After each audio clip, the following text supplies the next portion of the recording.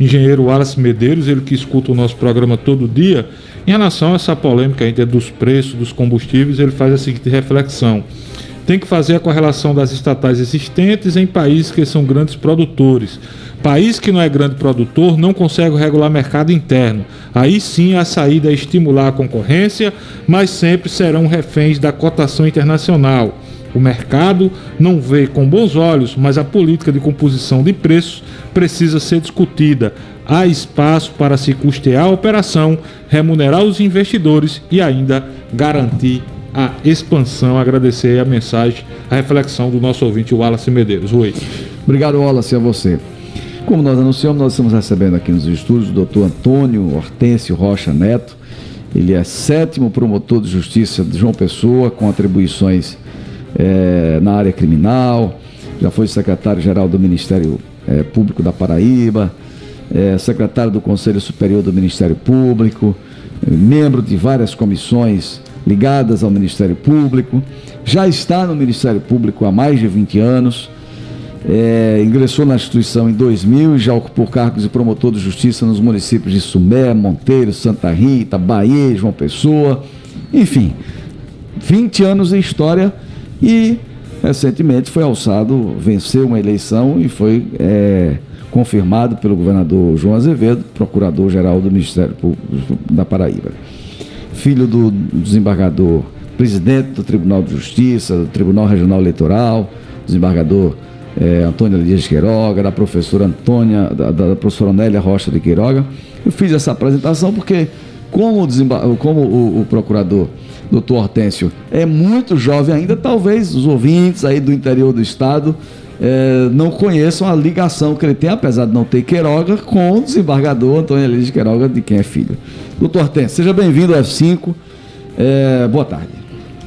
Boa tarde aos ouvintes da Rádio Pop. Boa tarde, Rui, Fábio, Edilane. É um prazer estar aqui para poder falar um pouco mais sobre o Ministério Público da Paraíba.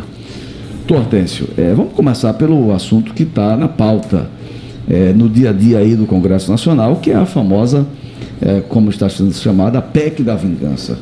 O Ministério Público do país inteiro se mobilizou, vocês evitaram a aprovação do projeto da forma inicial que estava programado, mas me parece que ainda o presidente Arthur Lira tem declarado que vai reapresentar o projeto com algumas modificações.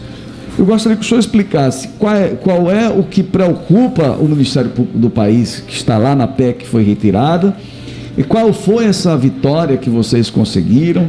Enfim, dá um F5 para a gente nessa disputa toda, procurador. Rui, de forma bem objetiva, a gente tem falado muito sobre esse assunto nas últimas semanas. O Ministério Público é uma instituição verdadeiramente de defesa da sociedade, defesa do cidadão.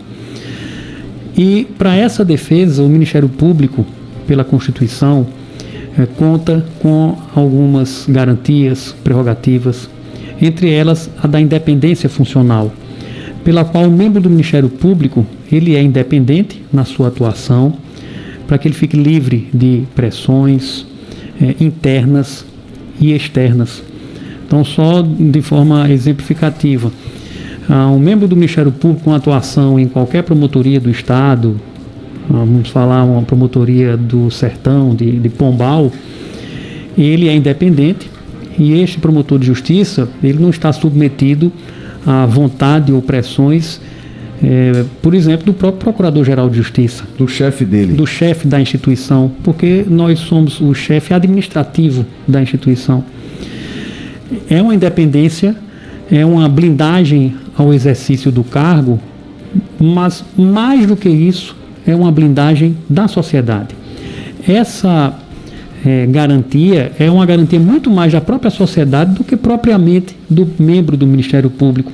Porque se o membro do Ministério Público, repito, que é lato sensu um servidor público, mas é um agente político, que tem como atribuição defender a sociedade, defender o cidadão, se ele não tem independência, essa defesa fica prejudicada.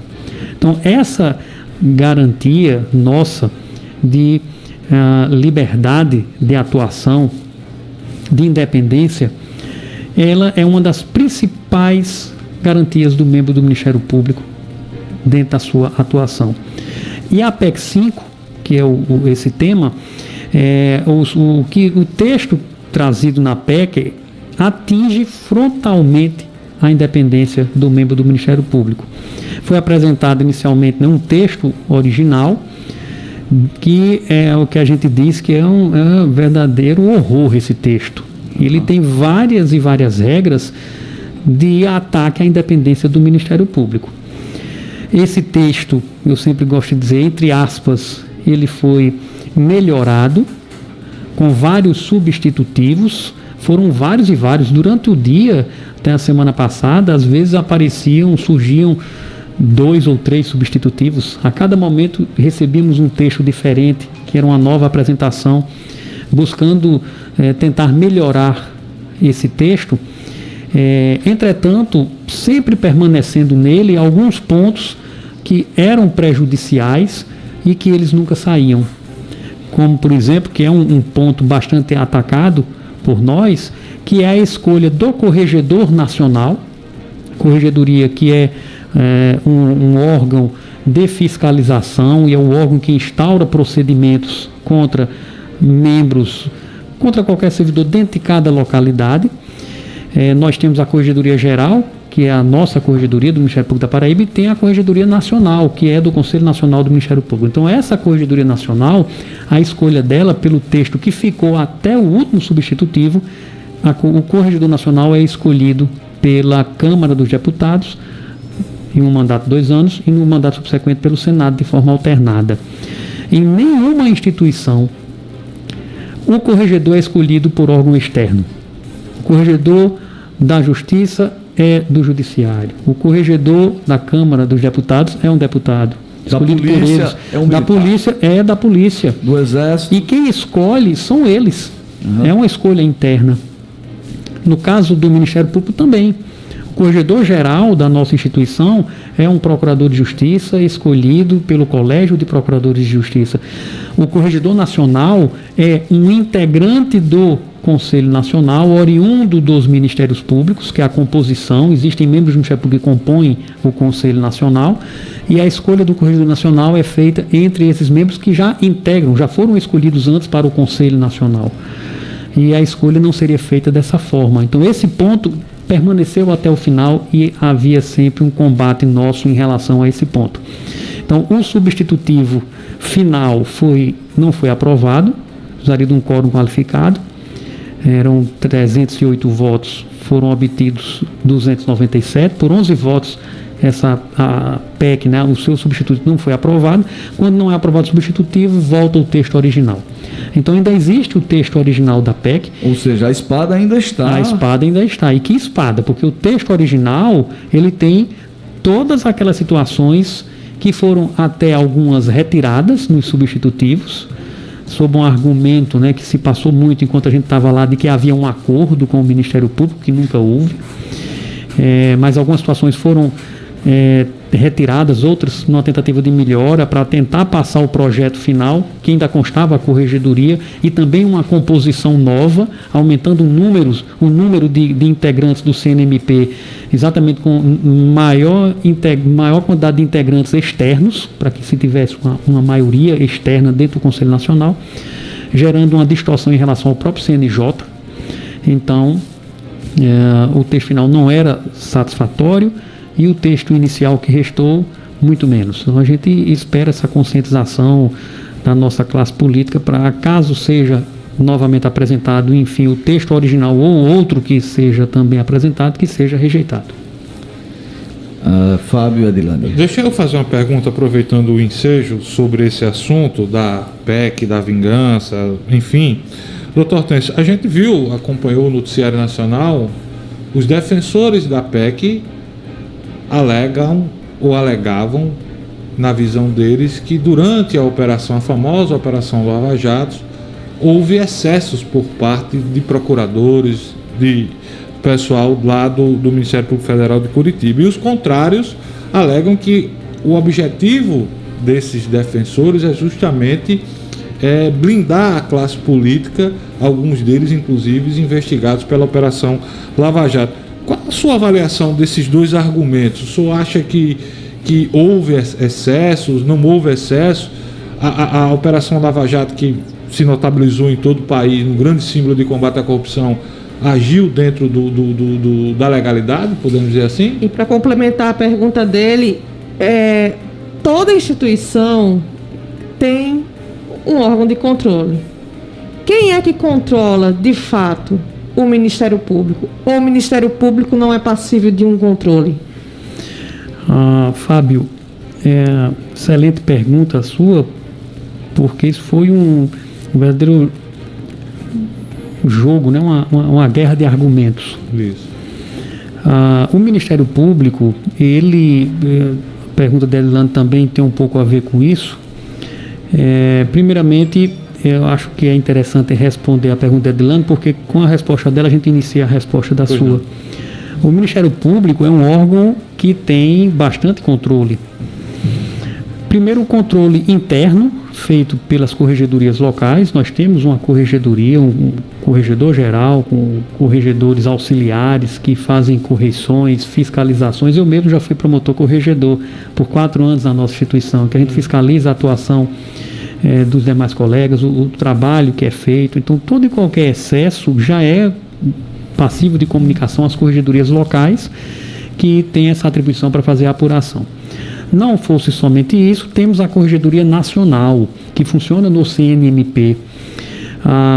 Um argumento que foi dito e consta lá da justificativa da PEC é que a fundamentação da PEC era exatamente porque o CNMP não punia.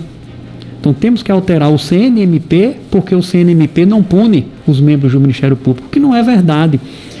Foi feito um comparativo, houve uma divulgação de dados, e eu sempre, quando eu falo sobre isso, eu justifico que de forma alguma estamos falando do judiciário. Não é isso, de forma alguma. É apenas um mero comparativo. Se diz que o CNMP não pune, a gente mostra que ele pune, inclusive fazendo esse comparativo com o CNJ. Nós temos, Rui, no Brasil, quase 30% a mais de membros do judiciário em relação a membros do Ministério Público. Quase 30% a mais de magistrados do que membros do Ministério Público. E o CNMP, ao longo do tempo, ele gerou punições quase 2 vezes mais, 100% a mais do que o CNJ em relação a magistrados. Repito, não estou dizendo que o CNJ não pune, eu estou apenas dizendo que os números mostram que o CNMP pune. Então, esse argumento não é verdadeiro. Então, nós temos uma corregedoria local e então, temos uma corregedoria... publicidade, então. Com certeza. Isso? E temos uma corregedoria nacional que tem os seus procedimentos. Promotores nossos já foram punidos pelo CNMP, receberam penas disciplinares. Além disso, Edilane, existe o controle do próprio judiciário. Porque se um membro do Ministério Público ele instaura um inquérito civil, um procedimento de investigação criminal para apurar algo, qualquer abuso que ele venha a praticar, isso é alvo de um mandado de segurança, de um habeas corpus para trancar um procedimento dele junto ao judiciário. Se ele oferece uma denúncia, uma ação civil pública, essas ações são apresentadas perante o Poder Judiciário. E o Judiciário pode não receber. Se recebe, aquela pessoa que foi denunciada, que foi acionada, tem todo o direito de defesa perante o Poder Judiciário. Em havendo a condenação, cabe recurso. Então, o Ministério Público não é esse ser absoluto que diz algo e esse algo vai ser definitivo.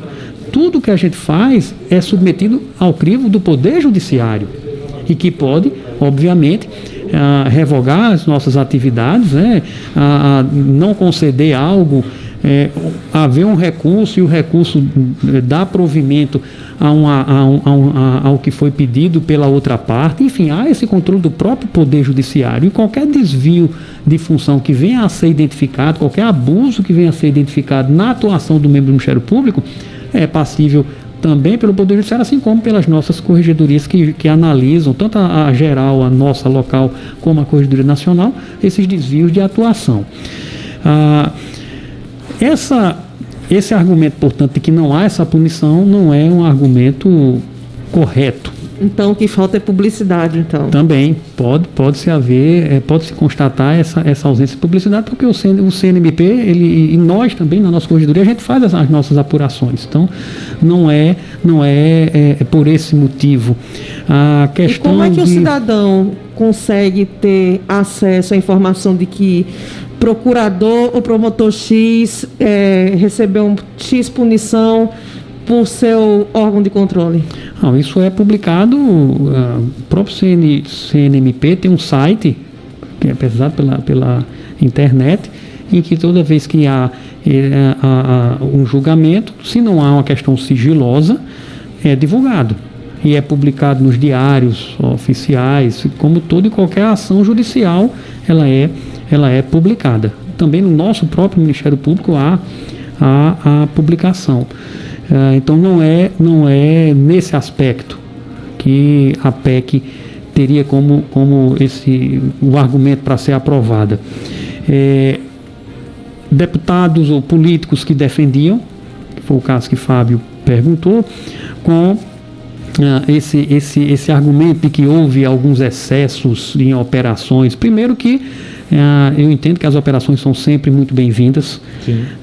Elas cumprem um papel muito interessante na nossa instituição, dentro da atuação que é do Ministério Público. Agora, se há algum excesso, se há algum desvio de algum membro, mais uma vez eu repito, cabe a verificação, instauração de procedimentos e, comprovado isso, a punição dos respectivos membros. Lembrando, mais uma vez, que toda e qualquer atividade de uma operação, de um grupo, de uma tarefa, ela, ao final, tem que ser submetida ao Poder Judiciário. Sim. Em todas as suas instâncias, não só o juiz, como um tribunal, Brasília, enfim. Então, tem toda essa análise que é feita. Então, há controle, sim. Se houve algum excesso, que seja punido quem se excedeu. O que a gente não concorda e não pode concordar de forma alguma é que, caso tenha havido algum excesso de quem quer que seja, que não venhamos a punir a instituição. Nós não podemos tirar da instituição a sua independência, porque essa independência não é somente de quem atuou numa operação, não. Essa independência é do promotor que está lá no sertão do estado, que está no Cariri, que está no Curimataú, que está no Brejo do estado paraibano, ou em qualquer local do Brasil, atuando e defendendo as pessoas menos favorecidas. E que muitas vezes essa atuação atinge pessoas mais favorecidas. E se o promotor não tiver independência, como ficará o cidadão e a proteção do seu direito? Então não podemos compactuar com a retirada de uma garantia da instituição, da sociedade, em razão, ainda que fosse verdadeiro, do excesso de um de dois. Era como se a gente tirasse a liberdade do juiz, ele não pode mais ter independência, um juiz, porque 1, 2 ou 3 juízes foram constatados vendendo sentença. A gente não pode tirar o todo por 1, 2, 3 ou 4. O doutor Hortêncio, hoje o presidente da República acabou sancionando a lei que, na visão de muitos, enfraquece o combate a crimes de improbidade administrativa. Como é que o senhor avalia essa lei, essa mudança? De fato, acaba enfraquecendo o combate a crimes de improbidade administrativa? Eu queria só aproveitar a carona e perguntar também se a Lava Jato efetivamente perdeu forças, quer dizer, de certa forma, aquele papel que o Ministério Público vinha tendo de protagonismo, de fazer, como o senhor bem disse, as operações que eram bem-vindas e a população aplaudia. Hoje vocês percebem que há um pouco de tolimento desse trabalho por conta das movimentações que a gente acompanha via imprensa, mas a gente sabe que quando tem um jabuti lá em cima, alguém colocou. A gente, foi como eu falei, eu entendo que essas operações, as forças-tarefas, elas são muito importantes para que haja uma concentração, um esforço concentrado para apurar certas situações que são mais complexas. Isso é importante. A criminalidade, ela evolui e é preciso que quem está investigando, né, haja uma cooperação entre vários órgãos para que a gente possa investigar, apurar e, enfim, como se diz, colocar para frente de forma mais efetiva. Eu tenho um entendimento de que o grande, talvez um problema que possa ter ocorrido foi uma uma demora muito grande, algo muito, muito longo de algumas operações, porque forças-tarefas, elas são para algo que deve ser apurado e não deve ser eternizado. Certo. Então, talvez esse tenha sido um problema maior. A gente sabe do volume que se chegou lá para aquela operação, mas talvez a maior reclamação foi a demora. Então, eu tenho muito isso em mente, que se detectou algo, as operações elas devem ocorrer, mas deve ter um começo, um meio e um fim, e que tudo seja apurado e seja entregue, para que não se eternize uma determinada operação, até porque se eternizar, a instituição não vai ter braço para pegar outras situações que existem. Então é preciso que haja um esforço concentrado mesmo para que aquilo possa se encerrar, e outras situações são outras situações. Mas elas são importantes, devem ser feitas com muito cuidado, como tudo que o Ministério Público faz. A gente sabe que a nossa atuação, ela repercute, vamos dizer assim, de forma negativa no direito de outras pessoas. Sim, sim. Porque quando a gente age, a gente, de uma certa forma, está atingindo direitos de pessoas que estão sendo investigadas. Então, eu sempre defendo que a nossa atuação, ela deve se restringir e ter todo cuidado para que ela fique restrita àquilo que é da nossa atividade, para que não haja uma repercussão a mais, além daquilo que faz parte da nossa atividade. Porque isso pode, obviamente, atingir direitos outros que não cabe ao Ministério Público estar interferindo. Ô, doutor Hortêncio, até porque nós temos hoje, atualmente, um tribunal da mídia muito pesado, né? E não é só a mídia profissional, não. Todo mundo hoje, o Ministério Público é uma instituição de muita credibilidade. Qualquer atuação do Ministério Público, tem muita gente que vai lá para as redes sociais condenar. Não, a mídia tradicional é a única que ouve as duas partes e que pondera. É verdade. A mídia nova não, essa daí já joga, condena e sacode na... Inclusive, eu gostei muito do seu discurso de posse esse ano, que é um dos pontos foi exatamente sobre sobre as operações e também a questão da espetacularização delas. Eu gostaria até de saber se o senhor ainda continua comungando daquele pensamento da sua posse para agora, e aí, só para fechar esse assunto da PEC da vingança, digamos assim, essa PEC da vingança, na verdade, o Ministério Público, os membros, pelo menos, do Ministério Público, já conseguem fazer uma autocrítica de por que isso aconteceu? Isso está em pauta? O Ministério Público, o que ficou muito evidenciado, e eu tive a oportunidade de estar em Brasília semana passada, não só eu, a gente teve uma reunião do CNPG, que é o Conselho Nacional de Procuradores Gerais, todos os procuradores gerais estavam lá, como também as associações locais e a Associação Nacional, a CONAMP. A gente se reuniu, dialogou muito e foi, obviamente, em busca desse diálogo com a classe política, com os deputados. Esse evento, vamos dizer assim, a PEC 5, ele demonstrou e deixou muito claro que o Ministério Público precisa estar muito unido, não só que o nosso da Paraíba, eu prego muito a união interna, e essa união também entre os Ministérios Públicos a nível nacional. E demonstrou de forma muito evidente a necessidade do diálogo. O Ministério Público é uma instituição aberta ao cidadão, aberta ao povo. Fosse a casa do povo. Quem circula pelas promotorias no estado, pelo interior afora, vê o povo dentro querendo conversar com o promotor, dialogar sobre os seus problemas e buscando a ajuda, a solução. Muitas vezes é o último local onde se bate. A última tábua de salvação, eu disse isso até no meu discurso, que é o último local muitas vezes onde a população vai se socorrer. Então a gente tem que manter esse diálogo, a gente tem que estar cada vez mais próximo da população, e esse diálogo também feito com a classe política, obviamente. A gente tem que dialogar com todos. O Ministério Público não é um ente à parte que vai ter que se fechar. A gente tem que evitar de ser membro do Ministério Público de gabinete. A gente tem que ir em busca das situações. E esse diálogo ele é de suma importância. Talvez, a sua pergunta, Dilane, essa autocrítica passa um pouco por isso, de que talvez em um determinado momento a instituição possa ter se fechado um pouco mais.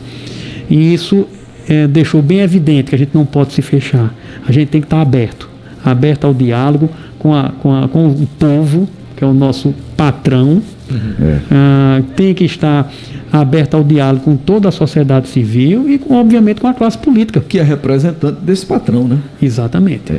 Doutor Hortêncio, eu queria mudar um pouquinho o foco agora. O senhor falando uma coisa que é a razão de tudo. O Ministério Público a gente vê nas manchetes e tal, mas ele é, muitas ocasiões, a única pontinha de esperança para a Dona Maria, que, por exemplo, precisa de um medicamento no estado para salvar a vida dela ou do filho ou, enfim, da família.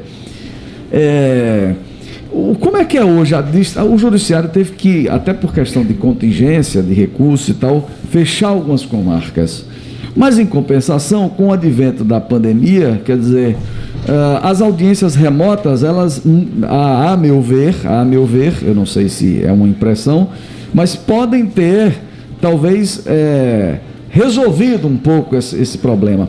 Como é que é hoje a estrutura do Ministério Público? Lembrando que não tem mais os recursos que se tinha no passado, as demandas continuam e é preciso enxugar, até por conta do que o momento exige. Como é que é hoje essa estrutura do Ministério Público da Paraíba versus esse papel que ele precisa desempenhar nas mais diversas curadorias e comarcas? Doutor, deixa eu aproveitar um gancho, porque até bem pouco tempo atrás o Ministério Público vivia em verdadeiro pé de guerra com o Poder Executivo, que é quem manda o dinheiro divide o dinheiro com o Executivo, com a Assembleia, com o Ministério Público, por aí vai. A coisa hoje está mais calma, porque até bem pouco tempo atrás, todo dia a gente tinha uma notícia de diminuição de 1/10. Era uma verdadeira guerra entre o Poder Executivo aqui na Paraíba e o Ministério Público. A coisa está mais tranquila hoje? Está mais tranquila. Óbvio que o nosso orçamento, nosso entender, não é ainda o que deveria ser, também em razão de alguns anos de congelamento.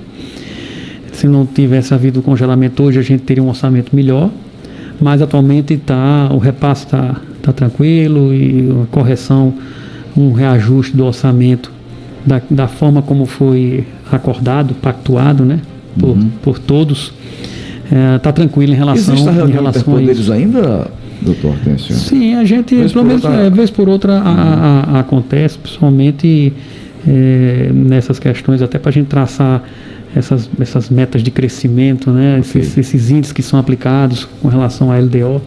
Okay. Sempre tem esse contato, não tem havido e esse diálogo tem sido muito importante e deve sim permanecer, eu incentivo bastante. Nós estamos em todo o Estado. O Ministério Público ele se assemelha muito em termos de estrutura ao Poder Judiciário. Existem as comarcas e existem as promotorias. A gente funciona como promotoria em quase todas as comarcas. E é por isso que a gente sempre diz que faz milagre, né? O Ministério Público da Paraíba ele é muito organizado administrativamente. A gente consegue fazer muito com o pouco que a gente tem, porque a gente tem que ter quase a estrutura do judiciário com um orçamento que é bem menor. A gente fez algumas reanálises do nosso quadro 2012, na época ainda do Dr. Oswaldo Trigueiro, quando era procurador-geral. Fez uma outra reanálise em 2018, na época do Dr. Seráfico. Uma reanálise dentro da própria instituição de um enxugamento que era necessário. A gente tinha muitos cargos e a gente fez uma análise até que o próprio CNMP determinava que a gente fizesse. De uma reanálise de dados, de quantitativo, de trabalho de cada um enxugamento que era necessário e possível. Foi feito esse enxugamento. O próprio Poder Judiciário, depois que fez também um enxugamento no seu quadro, né, nas suas comarcas, e a gente vem funcionando a contento no Estado. A gente sempre diz que o ideal era que cada local tivesse um juiz e um promotor, mas isso é custo e, infelizmente, a máquina não consegue suportar. Mas hoje, a pandemia, que com todos os seus males, acabou propiciando algumas situações de antecipação de evolução. Então, essas audiências por videoconferência vieram para ficar. O trabalho remoto, né? Toda uma virtualização. A gente já tinha virtualizado todo o nosso procedimento. No Ministério Público, o MP virtual, a gente estava 100% virtualizado. O Judiciário não estava. A parte criminal não estava ainda no PJ, era toda física. Então, quando veio a pandemia, a parte criminal parou. Certo. E aí eles tiveram que fazer um esforço concentrado para poder digitalizar a parte criminal e ficar também no PJE, Então, que está as hoje. virtuais hoje são a realidade que vieram. São a realidade. Algumas situações que vieram como necessidade na pandemia, não tenho dúvida que elas vão permanecer. Inclusive no criminal.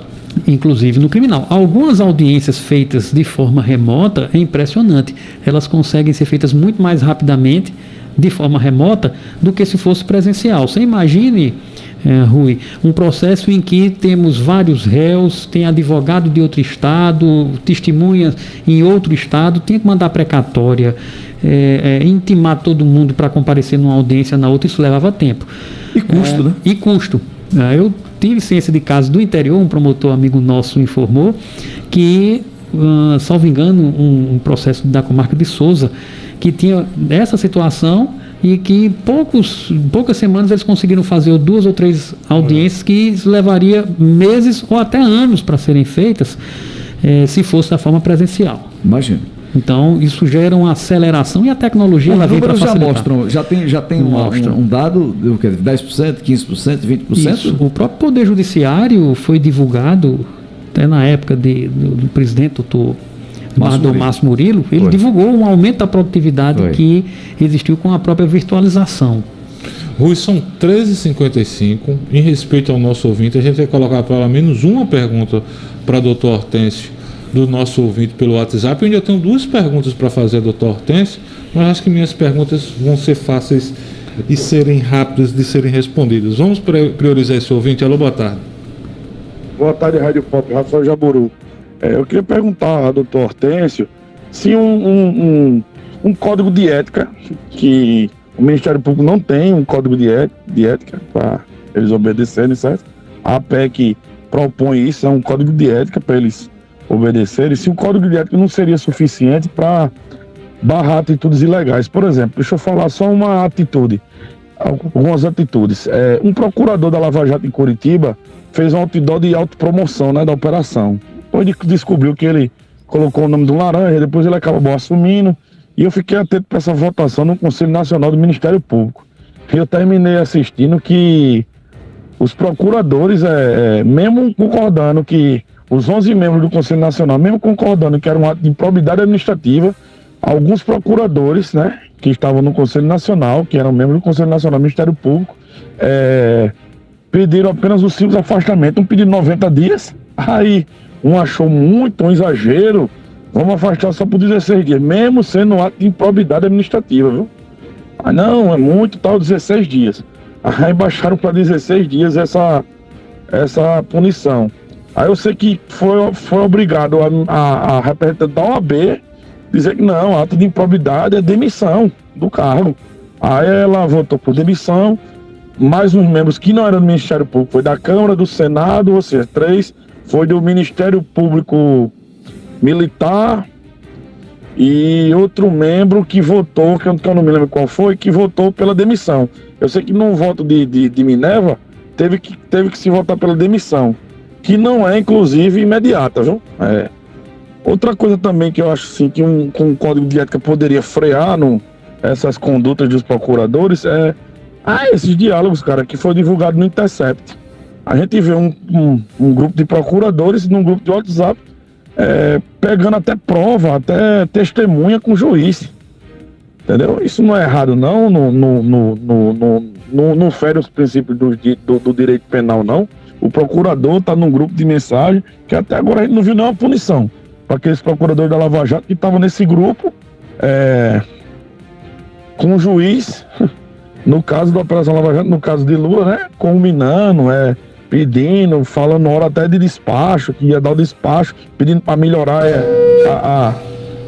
Deu para entender já, né, a pergunta? Deu sim. Está na reta do final. Eu tenho uma pergunta também para o doutor Hortêncio, que é sobre concurso público. Né? Se o Ministério Público vai fazer, me parece que já faz algum tempo que não faz, se ele tem novidades sobre isso. Então, e aí, você faça todas, porque vou embalar logo. Vamos lá. MP Procon, doutor Hortêncio. O MP Procon, aqui e acolá, é cobrado nesse programa para entrar essa celeuma dos combustíveis, dos preços dos combustíveis aqui na Paraíba. O MP Procon está atento? E a outra pergunta, talvez essa seja mais complicada, não sei se o senhor vai poder falar. A Operação Calvário chegou ao fim ou só tem informações que ainda vamos ter muitos desdobramentos aqui na Paraíba em relação a... Ou não pode dizer por sigilo. Por isso que eu disse que era fácil. Ou ela é a única responder. operação do Ministério Público que não tem começo nem meio nem fim. Ela não tem fim, na verdade. Então, foram várias perguntas, vou me lembrando, vamos dar sequência, né? Vamos lá. Primeiro, Código de ética. o Código de Ética. O Ministério Público, ele não é, e a gente tem dito isso desde essa discussão da PEC 5, nós não somos refratários de forma alguma a qualquer aprimoramento da nossa instituição, inclusive do controle da instituição. Nós não temos um Código de Ética, temos deveres dos membros descritos na própria lei orgânica de cada Ministério Público. Nós temos na nossa lei orgânica, a 97 de 2010, lei complementar, traz os deveres dos membros. Não temos um código de ética. Somos favoráveis. O Conselho Nacional dos Procuradores Gerais, a gente, inclusive com o meu voto também, a gente aprovou que fosse encaminhada, juntamente com a CONAMP, que é a Associação Nacional dos Membros do Ministério Público, para o Conselho Nacional do Ministério Público, e foi entregue, inclusive, ontem, ao Procurador-Geral Aras, que é o presidente do Conselho Nacional, a nossa sugestão de criação do Código de Éticas a nível nacional para o Ministério Público. Nós não somos refratários, somos favoráveis sim. O Judiciário tem hoje e nós não temos esse qualquer problema, somos favoráveis sim. Concurso. E é importante. Concurso. O concurso, nós terminamos um concurso para promotor de justiça no meio do ano. Terminamos. Foram aprovados 45 candidatos, foram nomeados 10 em julho, e há uma previsão já de nomeação de mais 10 para o fim deste ano. É um concurso com validade de 2 anos, prorrogado por mais 2, são 4 anos, né? Validade do concurso, e a nossa perspectiva é que a gente consiga nomear todos nesse período dos 4 anos. Concurso de servidor, nós terminamos em 2019, nomeamos todos. Certo. E vamos observar ao longo da nossa gestão se há necessidade, vai fazer feita essa análise de novo concurso. No MP Procon, ele está atento, hoje ele é conduzido por nosso promotor, colega, amigo do Romualdo, e está obviamente atento à questão dos combustíveis, como toda e qualquer outra situação que possa violar direito do consumidor. Deve estar atento, sim. Agora, ele só é acionado quando é uma ação coletiva, é isso, doutor Hortêncio, o MP Procon? Isso. O Ministério Público, ele tem essa sua atuação na defesa. Ao contrário do Procon municipal, estadual, que age individualmente, me parece que tem essa diferença. Essa diferença. Isso? Nós temos na nossa instituição... Porque os ouvintes reclamam muito aqui desse essa aspecto, questão, é bom esclarecer. Não é algo individual. Ok. E a Operação Calvário? Sim, a Operação Calvário. Não, o que eu disse é da forma genérica. Para mim, toda operação tem que ter um começo, um meio e um fim, inclusive a Calvário. Teria que ter um fim. Está perto do fim ou está ainda só no meio? Aí a gente não tem como informar. Não é a pessoa correta para perguntar. Nós não temos como informar, até porque ainda está sendo apurado, são questões sigilosas, a gente não pode ainda informar, mas tem que ter um fim, com certeza. Espero que tenha esse fim o mais rápido possível. Muito bacana a entrevista, viu, Rui? Muito bom. O doutor Hortêncio, ele passa aquela impressão, e não é missa de corpo presente, de que efetivamente a população pode se sentir mais próxima do Ministério Público pela forma como conduz, pela forma como se dá as respostas. É muito bacana, eu estou muito satisfeito. Eu vou pegar uma frase do procurador Dr. Zé Raimundo, aquele que o Dr. Hortêncio conhece bem. Nada mais para não combinar do que um jovem sereno e um velho impetuoso.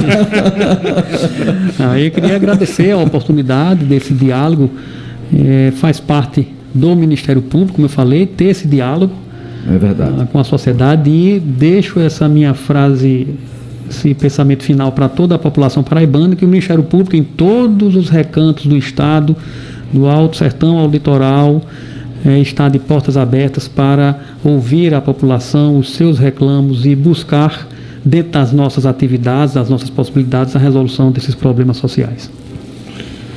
Muito bem, senhor Rui. 14h03. Muito boa mesmo a entrevista. Muito boa, e muitos ouvintes aqui fazendo perguntas, ou seja, já tem tema para um próximo convite. Obrigado, doutor Hortêncio. A palavra final é que fica, doutora Adilane. Amanhã há de ser outro dia.